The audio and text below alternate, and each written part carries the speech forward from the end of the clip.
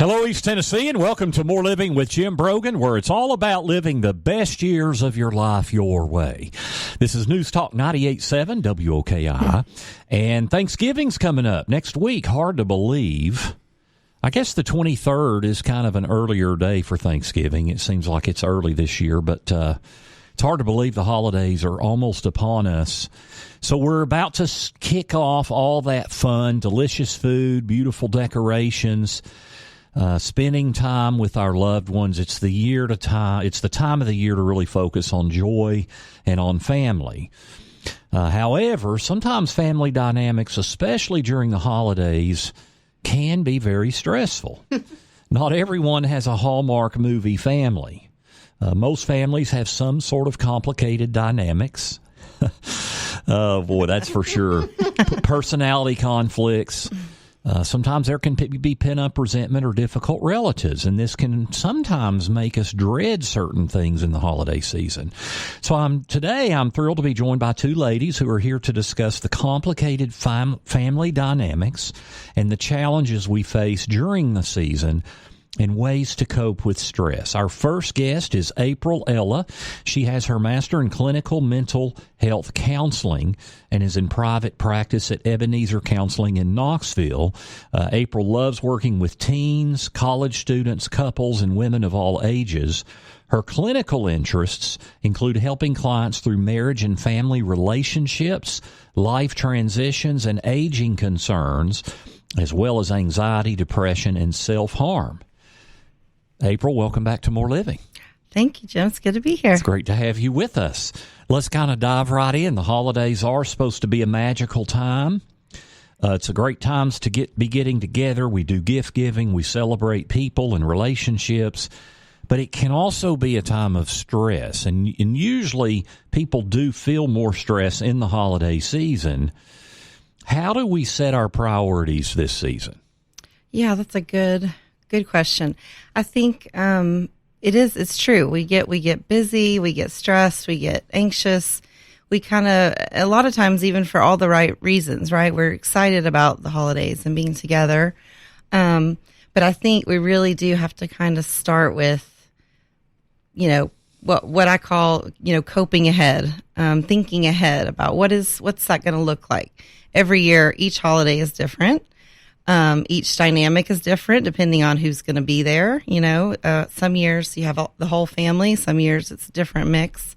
So I think really sitting down with yourself first and foremost and starting to think about what are those expectations that I have for my time that's going to be spent over the holiday. Have I decided what it's going to look like, who we're going to spend it with, how much time we're going to spend with those people, and really starting to think about maybe some of those,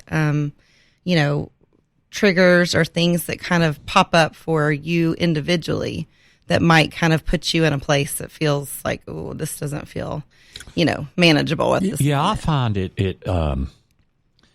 I find it's important, especially when you get extended families involved and you're dealing with all the places we have to be mentally prepared for those things. And I tend to be a little bit Clark Griswold in that I want things to be perfect, and then you're kind of setting yourself up for failure, I think. But when we have lots of family places to be during the holidays, it really can be a big source of stress with all the family stuff. How do we blend our families, our traditions, and all the obligations we have to all those different people? Yeah. I think part of that, planning ahead is really starting to, after we decide, hey, this is how this is going to look for us this year, because every year's different.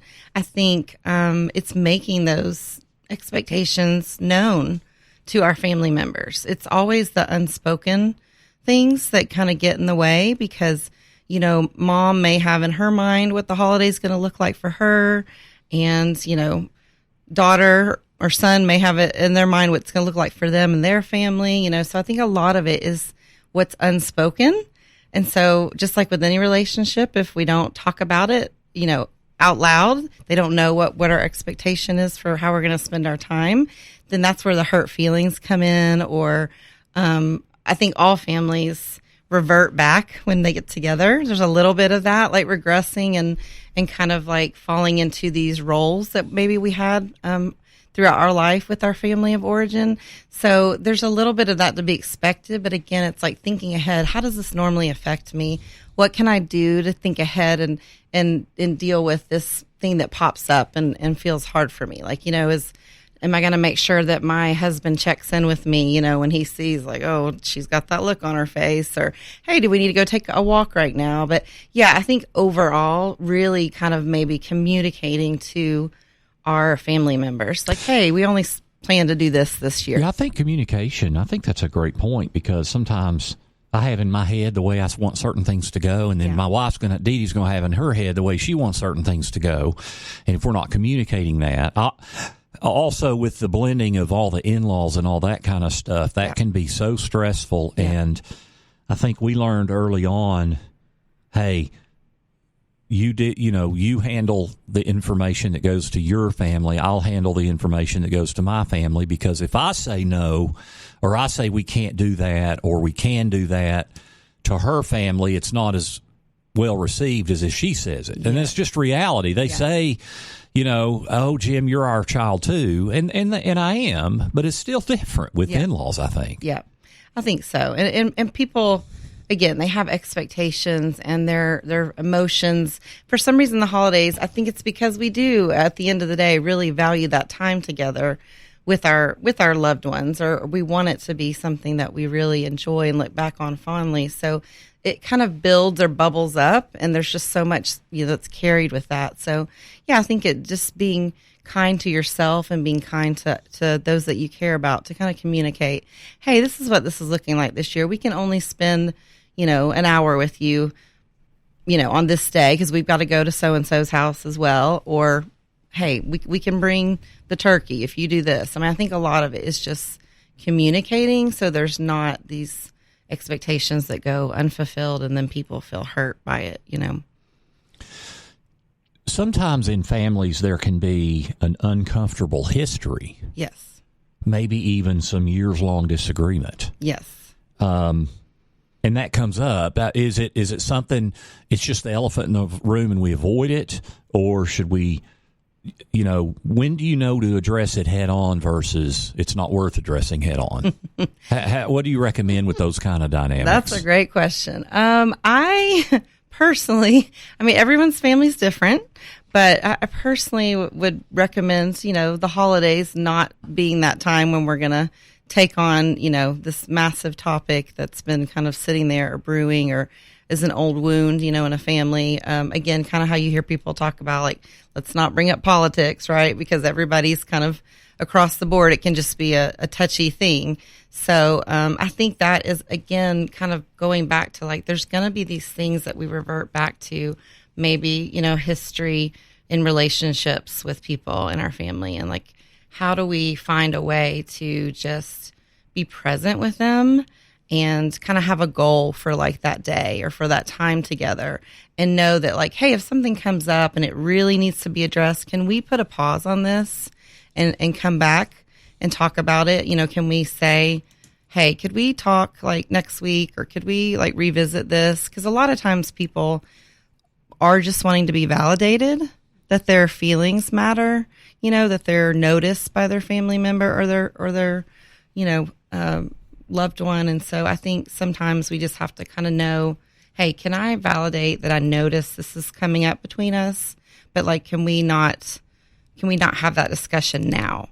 Because it's not going to usually lead to a productive outcome in that moment on Thanksgiving Yeah, that's Day. true. That's absolutely true. I know we're going down to South Carolina next week for Thanksgiving, where my wife's from. We just built a cottage, like a second home down there on some family land that Dee Dee has with her family. And so we're excited. We're hosting a party on Saturday morning. It's like a drop-in party, and there's already tension with the sister-in-law because that day is her daughter's birthday. But this is in the morning. I don't know. It just people have it. It's funny how family, we get these preconceived notions that things have to be a certain way. Yes. And then when it's not that way and there's not open communication, people just get so sideways. Yeah. It's just, holy cow. Yeah. Tell you what, we're visiting with April Ellis. She is with Ebenezer Counseling in Knoxville, and we're talking about some of the stresses and family dynamics and all the things in the holidays, a lot of great things in the holidays. How can we handle stress and cope and prepare for that? So we'll have more with April when we come back. You're listening to More Living with Jim Brogan right here on News Talk 98.7 WOKI. Welcome back to More Living here on News Talk 98.7 WOKI. I'm Jim Brogan, and we're talking about the upcoming holidays. It'll be awesome, but it also can lead to a lot of stress. Family dynamics can be challenging. We're visiting with April Ellis. She is with Ebenezer Counseling in Knoxville, and we're talking about some of the challenges that we get into, especially with dealing with different families and different relationships and dynamics. And April, talk a little bit about boundaries. You know, what are the types of situations that warrant having boundaries, and are those different for every person? Can be different. I mean, I think boundaries are very, very important, but it's hard to do that, especially if you haven't done that all the time. Yeah. You know, boundaries are something that I think it's kind of like a hot button word. I feel like people see boundaries as being a negative thing, but really, you know, I talk to my clients about, you know, boundaries is really a way that we show people how to care for us. It's basically, you know, letting people know this is kind of what I need, whether or not they can respect that, or it may take a little bit of time for them to adjust to that. You know, that's, you know, may take some time, but really, I think boundaries are always, there's really not a time when they're not, you know, okay to have. It just kind of depends on what it is that you're needing. And it can feel really big, but boundaries can be really small. You know, it can just be something simple as like, you know, we can't make it until this time, you know, and it may be mom's not okay with that, but it's like, well, this is just kind of how it is, you know, like we'll be here. Yeah. Boundaries. I don't think boundaries are, I mean, when I hear that word, I don't think of bad things. I think of very, very productive, good things if they're handled properly. Yes, yes. I think a lot of times because it can feel uncomfortable for people to be told like no, or to be told, hey, this is kind of what we want to do, or our little family has decided to do this, or hey, this is what we're doing and this person doesn't like that. You know, whatever it may be, it's just kind of an adjustment for, you know, the other party if they aren't good at receiving them, because a lot of people are not good at receiving a boundary. They might take it personal. They may think, well, why are they not flexible for me? Or, you know, why is this not accommodating to me in some way? So I think boundaries are always okay. I think it's just deciding what you may need in that moment, what's happening in that, you know, specific relationship that feels like, hey, like this is what I need. Yeah, absolutely. You mentioned, April, about saying no. You know, this time of year, there's a lot of people pleasing that we feel like we need to do. You know, we feel obligated to exchange gifts or attend a party. You don't want to hurt someone's feelings. Talk about the balance between when we almost feel obligated to do everything versus just saying no some. Yeah, it is a hard one, Jim. I think. I've been asking you tough questions, haven't I? No, not at all. I think that's hard for everybody is what I'm saying, you know, especially when we love giving or doing or having fun. I think in this society, a lot of times we have a hard time saying no. Yes. And, my wife and I we have friends that have, it just. Again, every activity, every season, every year is different. I think just gauging where you are at that stage and that time in life.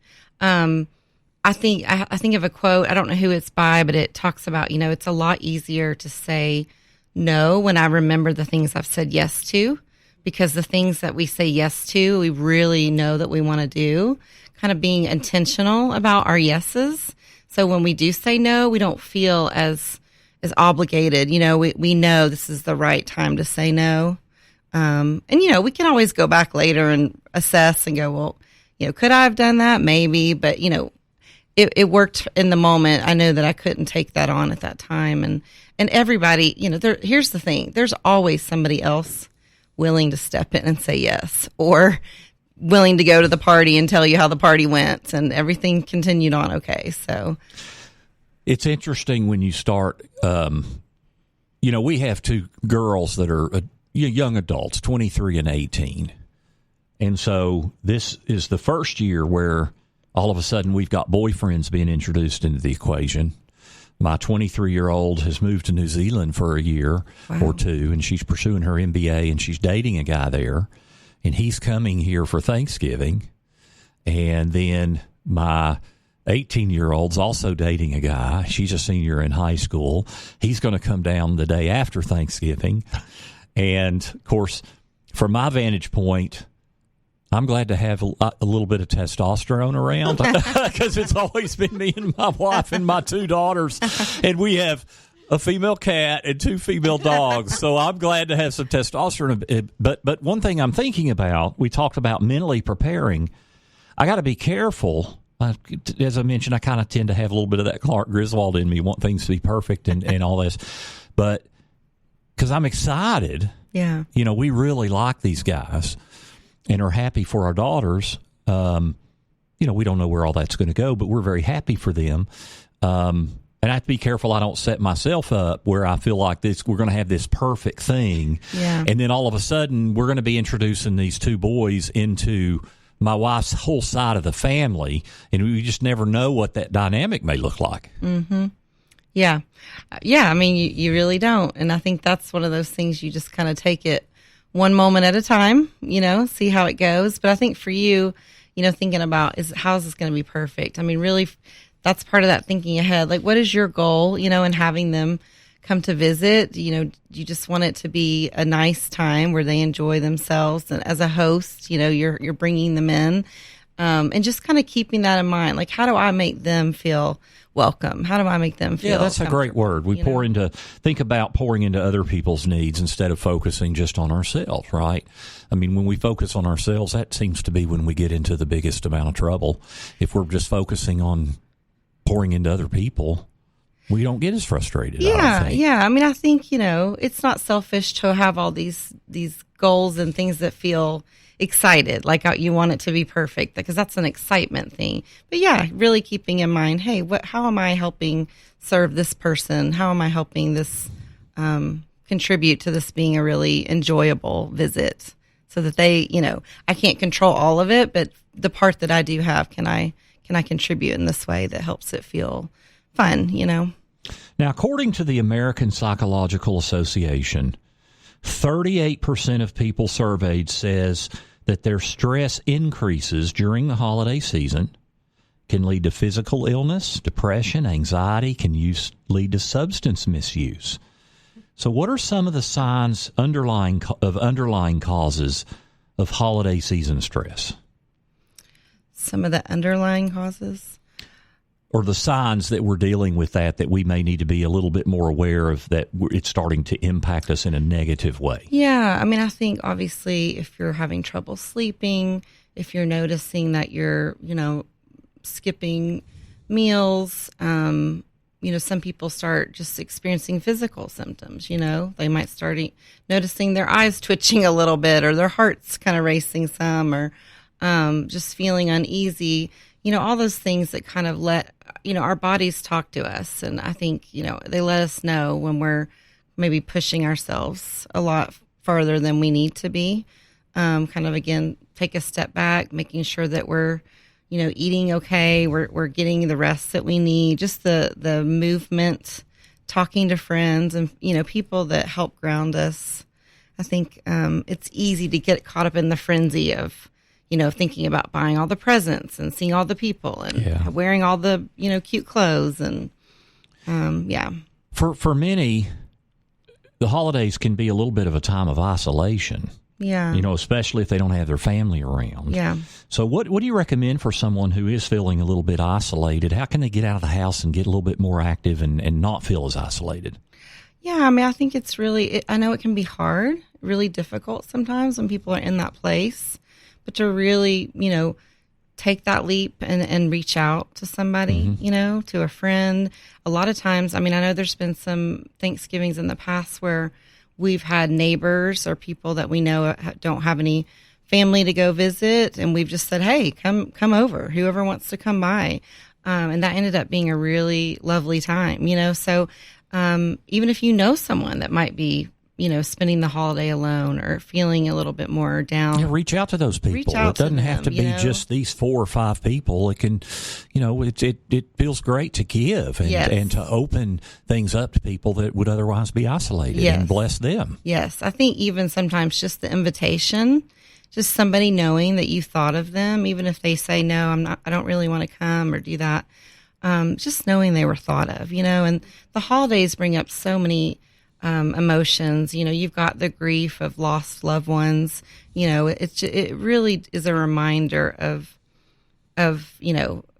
times past as well. And so, it's just kind of a moment by moment, day by day thing. And that's what I would encourage people to do, is just kind of take it a moment at a time and to, try to put themselves out there to where they could connect with somebody, get out, take a walk. I would say volunteer. I don't want to put that pressure on people if they don't feel like they are capable of doing it, if they're struggling. But, when we volunteer, we're serving others, and that gets us out of ourselves and gets us around people that have big needs. It does. And that helps our perspective a lot. It really does. I guess I'm thinking about just people that really might be in a pretty bad, like, clinical depression place where it could feel really like too much. But I think, it's always going to help us when we give to somebody else. We're always going to get more back from that. April, if someone's having a really hard time, or if we know someone that we know is having a hard time, what are some good resources or places they can reach out for help? I think, obviously if it's crisis, there's places like, the CSU, the Crisis Stabilization Unit, there's the ER, there's resources like that. As far as like just kind of coping, I mean, there's so many hotlines now that you can text. You don't even have to talk on the phone. If there's, if it were to be something really pressing, like someone who's feeling suicidal, there's a suicidal hotline. We've got all of those kind of resources at our tip, literally Google. It's just moments away from your fingertips. So I'm thankful that there's so many, resources like that you can, grab onto in a moment's notice. And then how can people get hold of you at Ebenezer Counseling? Well, they can either go to EbenezerCounseling.com. That really would probably be the best way. It's got, our phone number. It's got our website. The receptionist there can connect them to me, to any of the therapists that we have on staff there. So, that would be amazing just to reach out. And, counseling has been just kind of really flooded since COVID, to be honest. And so in some ways I see that as good. People are reaching out. They're not putting off their mental health needs, but also, hey, if you're thinking I could use this, I'd say go ahead and reach out, because it's busy and it may, it may take a little bit to get somebody in, but it's so worth it. That time goes by so fast. So absolutely. April Ella, Ebenezer Counseling, thank you so much for being with us today. Yeah, thanks so much. I appreciate it. Absolutely. We're going to get to our next break, and we come back. We're going to be joined by Catherine Vogel. She is with Mind Body Knox, and we're going to continue to talk about holiday stress, and we're going to talk about mindfulness and what that means and how it can help us in this very, very busy time of year. We'll also have our dollars and cents segment. A recent survey says that investors are more concerned about the upcoming presidential election than they are inflation. What does that mean? How should we react? Stay with us. This is More Living with Jim Brogan here on News Talk 98.7 WOKI. Welcome back to More Living with Jim Brogan, where it's all about living the best years of your life your way. As you listen to News Talk 98.7 WOKI, we're talking about the upcoming holiday season, such an exciting time of year, but also can be very stressful. How do we deal with that, and how do we cope with it? Before we do get back to that topic, however, it is time for dollars and cents. The 2024 presidential election is now less than a year away. Some investors are already concerned about who's going to win the election and how it affects their money. In a recent survey from Janice Henderson released just this week, 49% of investors are very concerned about the presidential election, which surpasses the portion worried about inflation, which is at 35%, and 29% are concerned about the risk of recession. So the number one concern in this survey is the presidential election. Now, of those that are very concerned, the one demographic distinction that stood out the most is older investors, people approaching retirement, and are overall more concerned than younger investors. And that makes sense because I think on the one hand, number one, older investors pay more attention to what's going on. That doesn't mean younger investors don't either, but as a category of people, they do. Plus, older investors are closer to needing retirement income when their earned income is going to stop, and that puts such a pressure on the nest egg. So I think it kind of has a combination of those kinds of things. So, and you know, nobody seems to really be happy with the situations in Washington right now, and with the whichever side of the aisle you're on. And so I'm asked all the time, Jim, how does the election likely, how could it affect my money?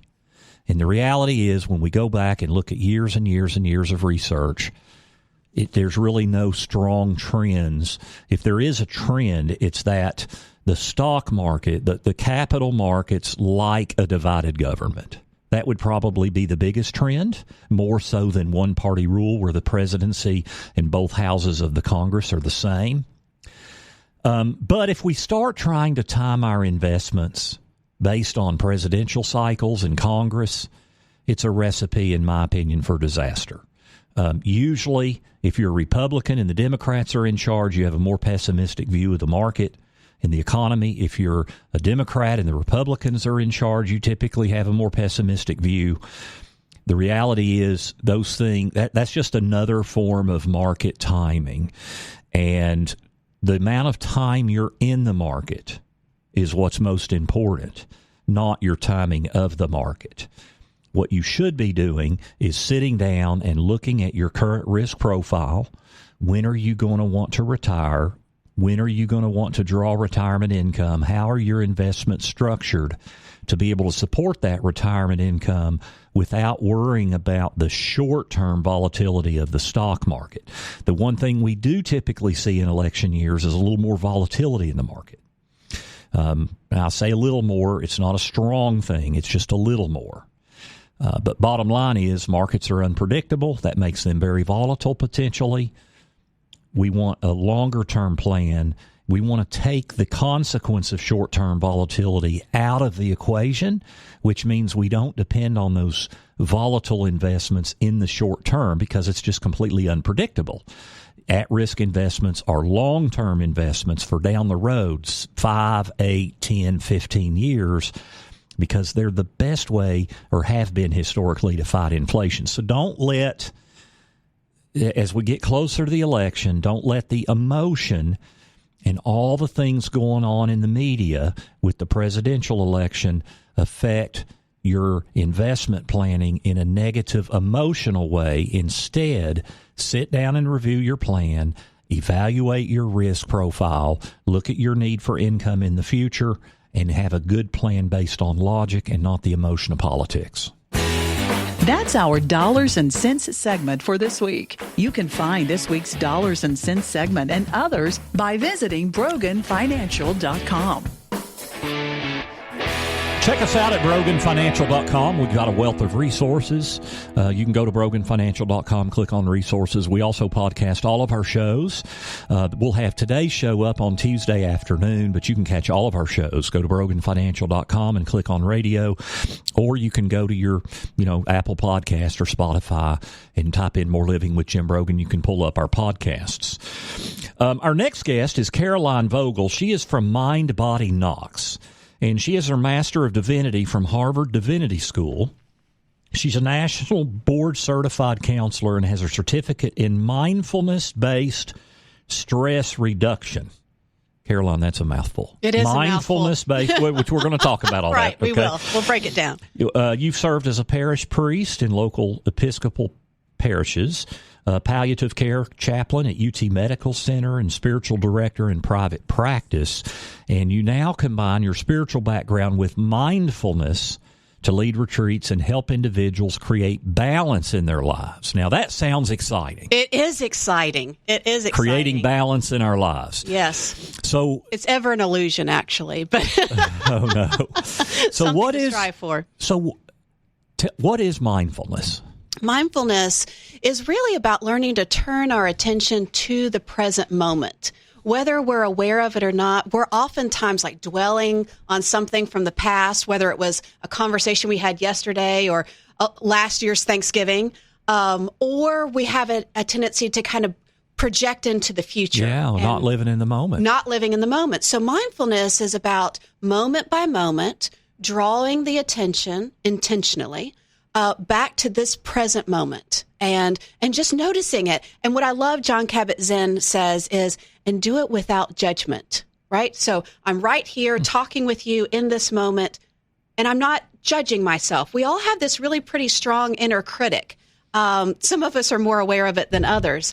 And can that critical voice just pause and allow me to be in this moment?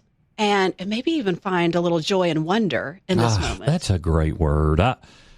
I struggle with worrying about things that I did wrong in the past and things that are coming up in the future. I'm a worrier, and I've gotten better as I've aged. Yeah, good. But we absolutely, what great advice to live in the moment. How now is mindfulness, I guess it sounds like it's different than meditation or prayer, but there's some similarity too. That's a really great question in that they're very related to one another. So in meditation, we're oftentimes practicing what's called formal meditation, where we're sitting on a cushion or we're laying on a yoga mat, and it's we're setting our timer for 20 minutes, and we're just going to be really still and very intentionally bringing our attention back to this moment over and over and over again, as many times as it takes for that 20 minutes. But mindfulness is really about the informal practice of meditation. So no matter what I'm doing, whether I'm having a conversation with you or I'm at work or I'm hiking, whatever I'm doing, I'm trying to stay in the present moment. That's mindfulness. Prayer, I think, can really be both. It can. I mean, in my own spiritual journey, that when I'm closer to God, I'm more and more in a constant state of prayer. Yes. Right. So It is constant and ongoing. It is constant and ongoing. It's an ongoing dialogue, I would say, with our hearts, with a loving God or a higher power or however you conceptualize your spirituality. But I think that there is something to be said that remembering that prayer really is, like mindfulness, ongoing. Some people talk about living a life of prayer, and that's not to say that we're formally sitting in prayer all the time. It's about keeping our hearts open to staying in connection with a higher power, a loving God, the breath of the Spirit in every moment. Amen to that. What are some of the health benefits that come from a mindfulness practice besides just stress reduction? Great. So there's been a lot of research that's been done now on mindfulness-based stress reduction, or they call it MBSR. And Lynn Smith, who started Mind Body Knocks with Paige Kessler, she and I both have trained with Brown University in mindfulness-based stress reduction. And the studies show that it helps improve people's sleep. It improves depression, improves anxiety, and a host of dealing with chronic pain. Those are the four main things that research has shown, but the research is ongoing and continues to show all kinds of health benefits in terms of better cholesterol and better heart rates and blood pressure. Yeah, and that's what I think when I start thinking about stress reduction. That's interesting on mindfulness or living in the moment, that would help. Even, there was something you said there, Caroline, and I lost my train of thought there. Oh, you said it could help with chronic pain. Oh, yes. Yes. John Kabat-Zinn, actually, who created MBSR, the mindfulness-based stress reduction, this is actually a really fascinating story. He went to the University of Massachusetts and went to all the physicians and said, listen, the patients you can't figure out, like you can't crack the code, send them to me. And so many of them from all the different specialties was about chronic pain, that they just couldn't get their patients to manage their chronic pain in a way that helped them, where they were feeling satisfied with a decrease of pain. And so he created this 8-week class of MBSR to help people reduce their pain. And again, I don't totally understand all the science of it, so I can't outline it for you in this moment. But there is something to be said for when we can stay in the present moment and stay with our body, stay with our breath, then we take away that suffering element, which is we tend to start telling a story about the pain. That's when suffering comes in, and that makes our pain grow. Yeah, and that shows also the connection in between our mind and the body, and how much and how powerful that is. That's Caroline Vogel. We're talking about stressors in the holiday season. When we come back, we'll have more tips on how to handle what can be a very stressful time. So stay with us. This is More Living with Jim Brogan here on News Talk 98.7 WOKI. This is More Living here on News Talk 98.7 WOKI. I'm Jim Brogan, and we're talking about the upcoming holiday season. It's such an exciting time, but it can be stressful as well. Earlier, we visited with April Ella with Ebenezer Counseling, and now we're visiting with Caroline Vogel, and she is with Mind to Body Knox, and we're talking about mindfulness. Caroline, it seems impossible sometimes to tune out all the noise. You know, we got these big to-do lists. Yeah. We pulled in so many different directions, and we can't imagine creating a space or finding time to take care of ourselves. So how do we incorporate mindfulness techniques into our lives? Right. So I think it's really about what we talked about a few moments ago, about bringing your attention to the present moment. And I so appreciate how you talked about being a Griswold, right? And you want it to be perfect. Clark. And then Clark. And once you get to that cabin, that beautiful cabin with your wife and your girls and the boyfriends, can you allow yourself to just be in that moment? And so when you notice That's a great word. Yeah. So when you notice that your mind's going to, oh, it should be like this, or you can feel that little anxiousness in your chest going, ooh, I kind of wish things were going like this. Can you go back and say, wait a minute, let me take a deep breath and just come back to the moment just as it is. And let me look my wife in the eye and just smile at her, right? Let me take in this moment and be like, I am here in this beautiful cabin with my sweet girls and their happy boyfriends. Like, whoa. Just enjoy the moment. Just enjoy the moment. And it drops you down into your heart space. And don't worry about what's coming next. No, because this moment's enough. In fact, it's usually more than enough. It is. Yeah, and so in that deep heart space, instead of your head, right? In that heart space, you have a natural, oftentimes, sense of gratitude. Like, well, regardless of how perfect or imperfect it is, I'm just grateful to be here with them. Absolutely. Yeah. That's a great word. Why do you think we take these external stressors and internalize them so much, especially during the holiday season? Well, I think that's a great question, and I appreciate it being asked simply because even in asking the question, it brings it to our consciousness. Oftentimes, we move so fast through the holidays. I mean, most of us work full time, and then we add all these extra parties and gets-togethers.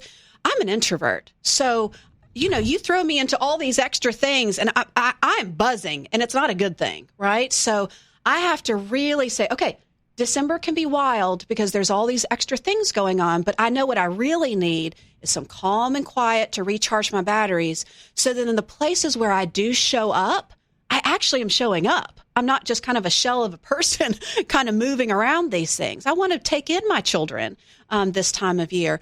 But when we move so fast, we don't even check our expectations. And one of the things that April was talking about that I really appreciated was setting a goal. And so goals are clarifying. If I have a goal that, okay, my biggest goal for this holiday season is that when I'm with my family, I'm going to be 100% there. That means I cannot say yes to all these extra different things, because the yeses I say yes to, I want to really say yes. So I'm fully yes. there. But then I have to, like your question, I have to then check my expectation. Okay, well, my mother's expectation may be that I go to everything, but I have to check it against my own expectation, my goal of, okay, but I said what I'm going to do is to show up and be really present with my kids. So, okay, I can't meet everybody's expectations. I have to stay really grounded in my own. And that can be really hard to do for reasons that you and April addressed earlier in the hour. Sure. It's interesting. You mentioned you're an introvert. Oh, yes. I'm an extrovert. Okay. And as I've gotten older, though, I have realized I've got to take more time for myself. Yes. But as an extrovert who's energized by people, it's important to remind myself you can't just go. There's a point where you could just That's right. give out. That's right. With the stress. So it's important to balance. If I know I'm a certain way and I'm wired with people, I still can't just do nothing but be with people all the time. That's great awareness. Because I think, extroverts, it can be really hard in that you always do want to be with people and you're fed by it. And so you think more is better. So I appreciate that awareness of, okay, even though I'm an extrovert, I still need to recharge my batteries. I still need to check my own expectations, which requires a little bit of time of reflection, which typically people need a little bit of alone time to do that. Caroline, where can people go to learn more about creating a mindfulness practice, or maybe attend a retreat or a learning session on mindfulness? Oh, beautiful. So Lynn Smith and I are going to be teaching a MBSR class together starting in January. And again, MBSR, Mindful-Based Stress Reduction. That's it. You got it. And it's going to be hybrid. So people can be with us in the studio at Mind Body Knocks on Thursday evenings, or people can be hybrid. To get through the holidays, I have some meditations on my website, so carolinevogel.com. And I'm also going to be doing some live meditations on Insight Timer, which is an app, in which, of course, all their meditations are free. So there's lots and lots of really good resources out there.